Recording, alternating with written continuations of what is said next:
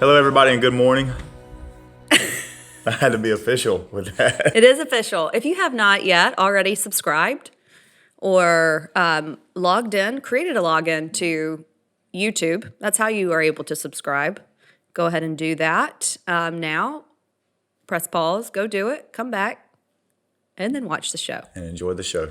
So today's topic in conversation is quite relevant for the season that we're moving into, which is the new year. I always love this time of year because it's like fresh, new goal setting. I love goal setting, but then at times, as you're walking through it and going through it, there's also like this anxiety that can come over you because it's like thinking of things that you want that you don't have, and like, how am I going to do that? And so then there comes all this pressure. So the topic that we're diving into is the topic of striving in the world today. Yes. Do you know what the word striving, what the definition of striving is? No, but I feel like if I recall this morning, you hollered the definition at me as I was walking down the hallway. We were talking about this episode, and I was doing something, and you said, "You're striving." Yeah. Probably getting the kids ready. I was at Walmart at 6:30 this morning buying a stuffed animal for our daughter's class party, I guess, or gift exchange. And so I was in a hurry. But anyway, what is the definition of striving? And can I give the context Yes, to why please. this video? Yes, please. So I was having a conversation with my older sister yesterday, and she was in a rush and she was doing things for work and whatnot. But we were talking about striving, and what is everybody in such a hurry for? I guess, what is it? It's not supposed to be like that. And so striving, we see it a lot in culture, a lot, success. People feel like their life is measured by the success they have or not. So I remember when we first got married, maybe 6 months and maybe longer than that, but the first time I ever heard you talk about striving, I was really confused. I remember you saying something to the context of what we're talking about today, which is there's so much striving going on in this or in that, or you can't, you're caught up in the striving. And I might not have said anything at the moment, but I remember thinking in my head,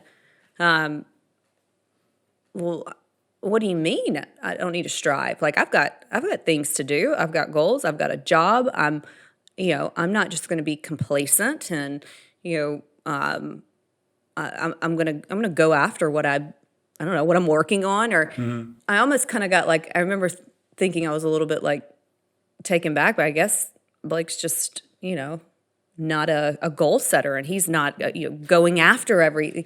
Anyway, I took that out of I didn't understand it in the sense of like what you really meant by that.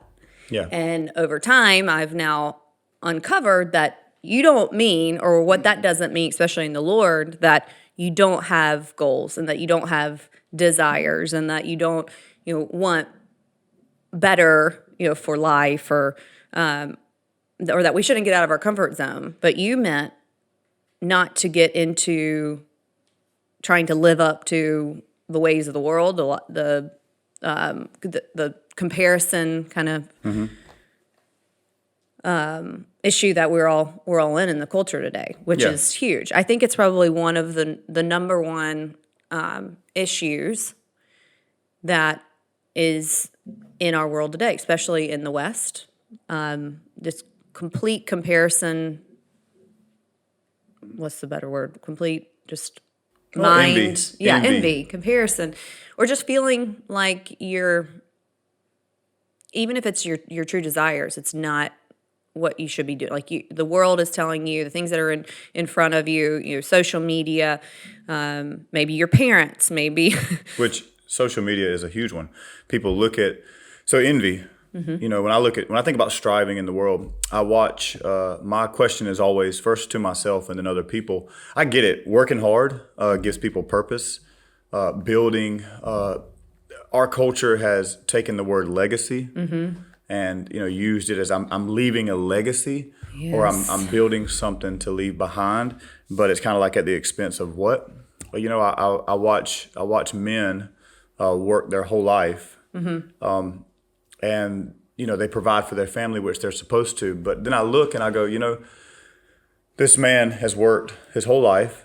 He's in his 60s or early 70s. He's retiring, and he's fixing to spend, the next 10 years of his life trying to stay alive to be able to enjoy his life. And some men do that. Some men can work and hustle and still enjoy things. But for the most part, the higher percentage of what I see is people are striving to, the saying is keep up with the Jones. And it's the sin of comparison. Yeah. It's envy. It's looking at what another person has, and going, you know what, I need to have that to be relevant, or something inside of us says, because I don't live like that, or I don't have this size house, or I don't have that kind of car, or I don't have this much in the bank, or I'm not investing in this, then I'm less of a man, or, and it's like that story that you sent me the other day through text, where the businessman was talking to the fisherman, and the fisherman was working and it was steady, and he was able to go home and enjoy his life with his family and his kids. And the businessman was trying to get him to elevate his business to a place to where when he retires, he can enjoy life and family and kids. And the fisherman was like, well, isn't that what I'm already doing? Yes. Staying at a steady pace. And so I watch a lot of people, they seem to be striving from envy and the sin. I call it the sin of comparison, because I guess envy is a sin, the Bible says. So, but it's culture. When I'm in Africa and I'm watching their society, they're working, they're busy, but they're not striving. They're busy, but they're not striving. Did you see a huge difference in the culture when you were in Africa in terms of comparison? I personally didn't see it, but then again, I'm not immersed in their culture enough. I just saw a lot of people busy working. There weren't many big businesses. There weren't, there was more people on foot than there were with vehicles.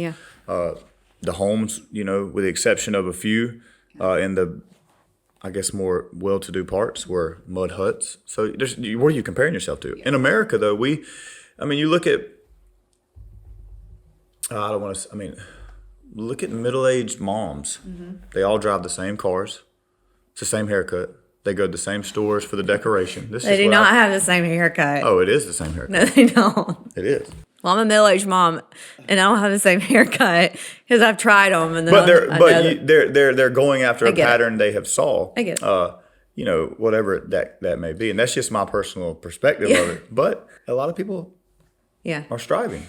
So what I've done since that moment of enlightenment and that conversation we had is I've really thought about how I go about the things that I call goals, or the things that I call like my wants or desires, because those are okay to have. So just so that we're clear, it is okay to have all of those endeavors and things that you go after. There's a difference, though, in your heart posture on going after it. And I think that was what changed in me. Not that I get it 100% right. Shoot, I probably don't even get it right 50% of the time. But I always bring myself back to what does my heart really want? And it has helped me to say no more often to things, or it's helped me to not get into situations where when you dig into the root of your decisions, why do I want that? Why? Yes. And that's because of this. Why? But why? So why do I want this car? Oh, because I want a nice car. Why do you want a nice car? Because I haven't had a nice car. Why does it matter that you haven't had one and that you need one? There isn't. So if you really get to it, it's because, some other person has had it. Yeah. I saw that. There was something in our culture, in our life, that draws us into, there's marketing, we're in the West. And social media is a huge part of that, because everyone else's life is continually before us, and we have fought that. How many times have we had the conversation about building a house, or we just paid off your car, and I've probably said it 5 times, honey, I'd really like to get one of those. Yep. You want one of those? And what do I say? Just naturally, we see the new and flashy thing, and we want it. And our culture, I think, and social media and just whatever has pushed that in front of us. But when I think about working hard, because like you said, I agree. People got to, we have goals. I am what would you call me? A doer-oriented person. Like I'm an achiever-oriented. I'd like to have a project that I'm working on. And once that project is done, it's on to the next one. But what always brings me back is, first of all, our faith is a big part. Why are we doing what we're doing? Why are we building? If we're owning a business, why are we doing it? Is it to disciple other men and help other men out, or is it to build a legacy and a financial whatever?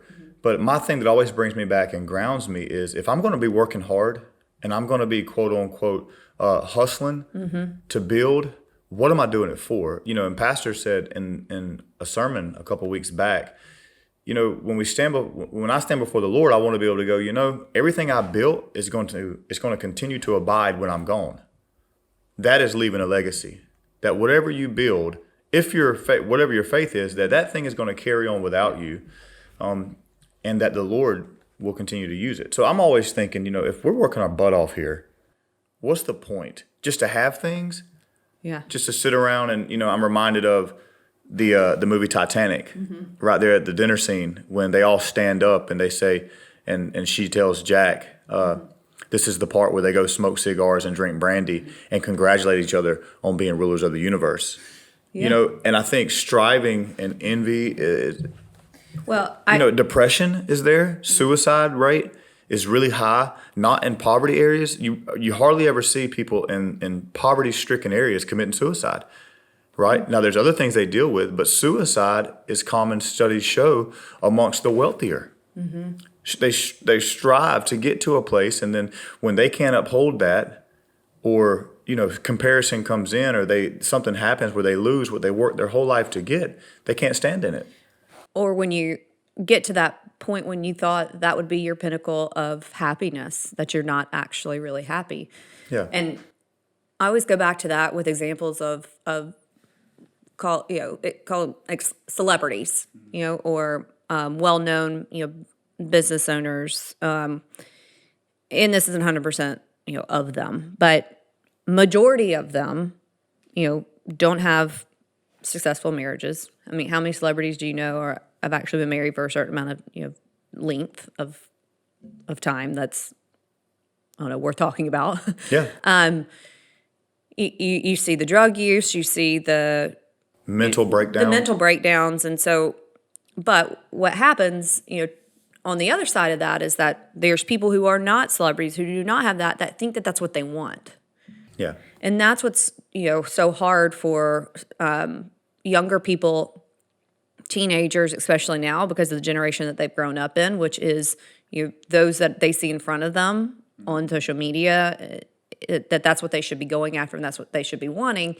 And then when they don't get that, or when they can't achieve that for whatever reason, you see that they go to cope with drug use or something else. So there's such a need for teaching, I think, a need for teaching the presence of the Lord, prayer at a younger age. Like I didn't get that. I didn't get understanding, how to go to the Lord in prayer and presence and how to calm myself and I didn't realize it was anxiety. If I think back, probably my first experience of anxiety was when I was in high school and I was always busy and always had something going on. And so maybe it was like the Christmas time when nothing was happening. I remember a few set of days in between something with cheerleading maybe and then school starting again.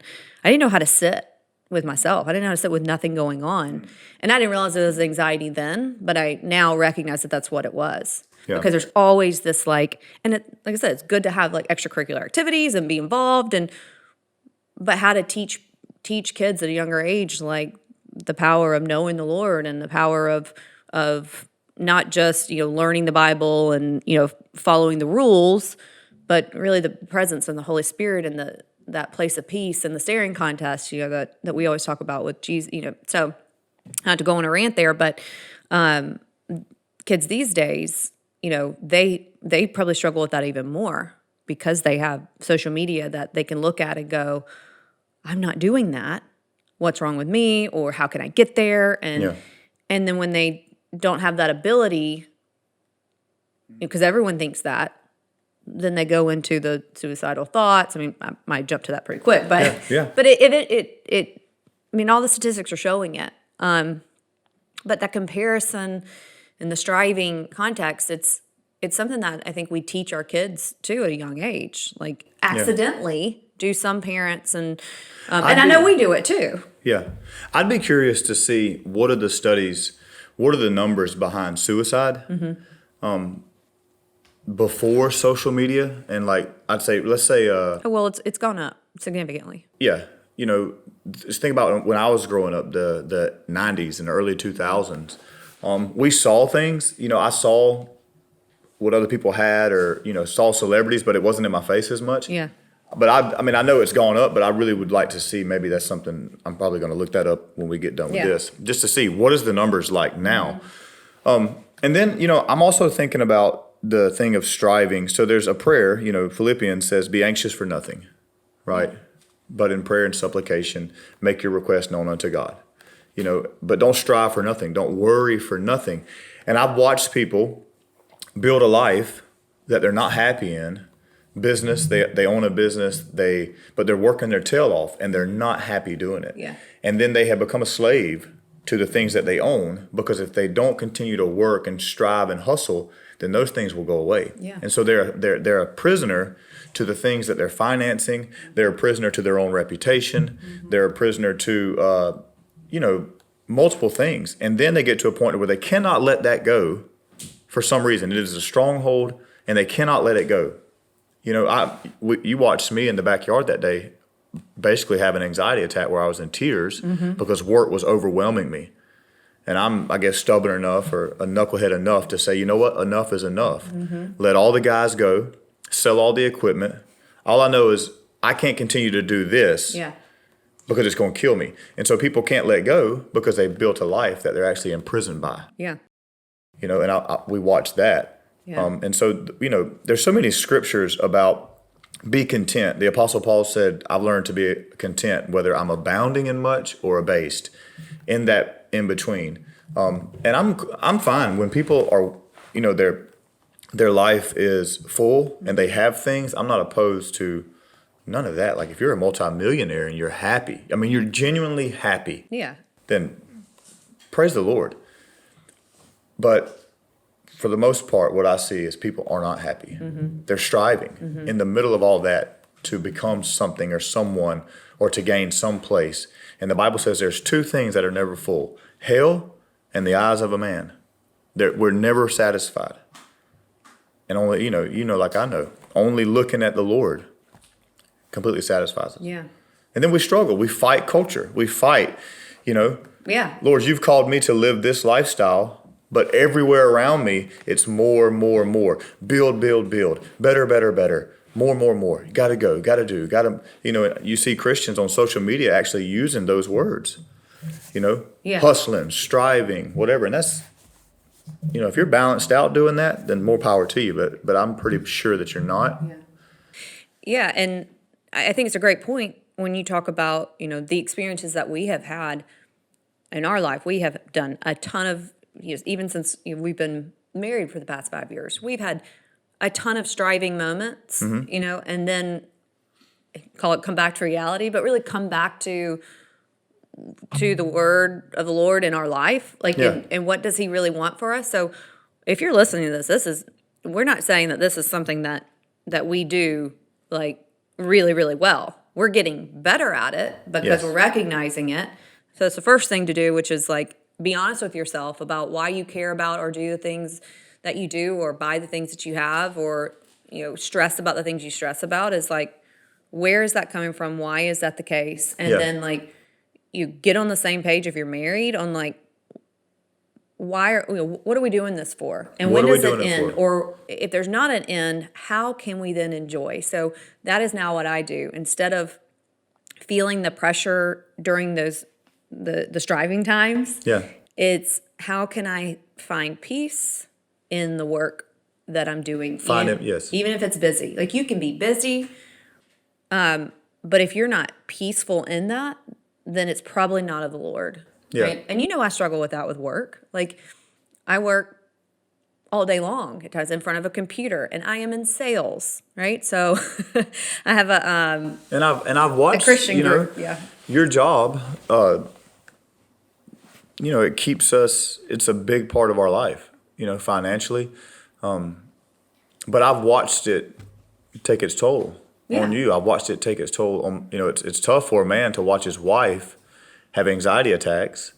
It's tough, as a husband and a father to, what I do is I look at you and I go, Lord, I know her job, it's stressful and she's in sales, so she has to produce, but it takes a toll on us. But yet I can't put my mouth on it. Yeah. I can't say, stop it. What are you doing? Yeah. We're getting to a place, we're paying off things. Mm-hmm. We're not going back in debt. We're not buying more cars. We're not building a bigger house, which we could do all that.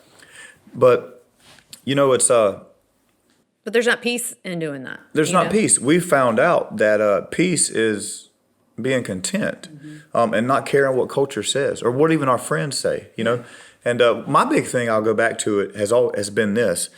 I watch, Papa he comes to mind, and I watch older men that are close to my life. They work. I have a fear of working my whole life, even no matter what you have, building whatever. $1 million in the bank, whatever it is. I have a fear of working my tail off for something, and then trying to take what I did for 50 or 60 years and stay alive for the latter 10 just to try to enjoy my life. And I'm going to spend most of my time on medications trying to stay healthy enough to go on vacation, enjoy retirement. And I look and I go, where did this come from? Where did that come from? It come from our culture. Modernization has also almost been a curse to us because we build. I don't want to be that guy. Yeah. I don't want to be the man that tries my best to stay alive the latter part. Like we ran into my dad yesterday. Mm-hmm. Dad's what, 70 something almost? Your dad is not 70. How old is he? 65. Okay, 65, still working. Yeah. Working his butt off. Yeah. 5 o'clock in the morning, 5 o'clock in the afternoon. And if somebody looks at me and says, well, you know what, Blake, that's just life. Get over it. Well, so I think of that a little bit different, though. So I think the word and the concept that has damaged us the most in this striving mindset is the word retirement. I think that the word retirement and how people look at that as like a destination of happiness is where we've gone wrong. I think if in our life we were to take out the word retirement and instead you think of work as something that you might do your whole life, but what if you enjoyed doing that? So my grandfather was 85 years old when he passed away. He worked all the way up until 4 months before he died. And those 4 months before he died, he was told that he couldn't drive anymore. And guess what? That killed him. It took away his excitement for life. So if you're listening to this, this is not to say don't work, don't enjoy, don't go after, the things, because I actually enjoy my work, but it's how I put pressure on the things that are not necessary. The Lord does not have me in my everyday job for anxiety. There's things that I can enjoy about it and that I do enjoy about it, but I've learned to look at it differently from the concept of being at peace. Mm-hmm. Well, what about pressure? What about, you may not want to talk about this on camera. You may be okay with it. I hope you are, because it's reality. But when we first got back together, there's some things that you did to be able to maintain your workflow, whether it's,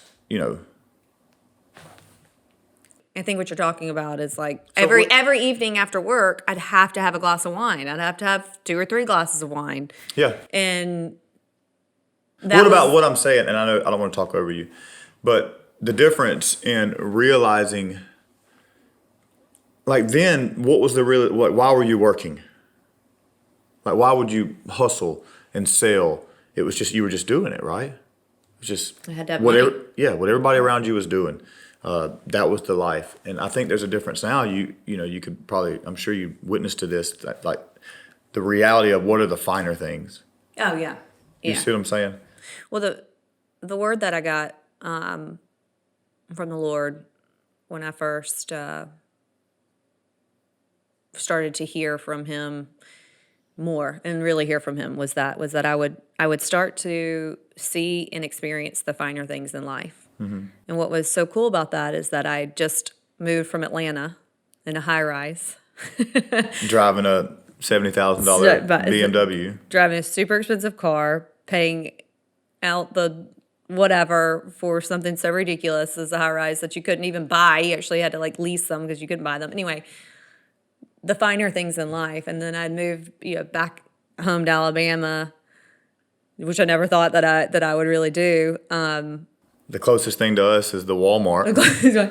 And then I get the word that I am now about to experience the finer things in life, and bam, like my world genuinely opened up from what I had expected that I would continue to grow in. And anyway, so work was always something that I didn't even question, like, should I be, it was always, what was I going to do next? Not like, should I not, should I think of, a different avenue for my life? Yeah. I've always had the heart for missions. I've always had the heart for like the things that we're doing now, but I didn't have the communication with the Lord and sit long enough to really, hear and have Him redirect. So, Well, so just to let everybody know, I guess, how do we, in a summary, how do we combat striving?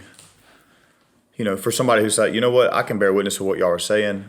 I hustle, I bust my tail. I'm not happy inwardly. I'm far from the Lord. yeah. My business, my job, family, stress, whatever, has taken me further away from God. And I do strive.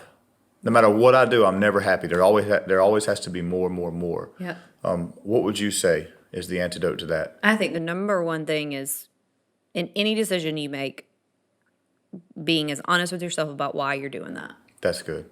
I mean, because we that is what we've done. Like when this past year, we set a goal to try to pay off as much of our, debt that has bonded us to the striving activities, right? And so we said, well, how do we get out of that? Okay, well, you release the bondage to those payments. You release the, we said, well, why did we have those things to begin with? Well, now we know, right? Because we thought that it would be nice to have. We thought that it would be, and maybe it was at that moment, but long-term thinking, it puts us in this state of pressure. So Yeah, I would agree.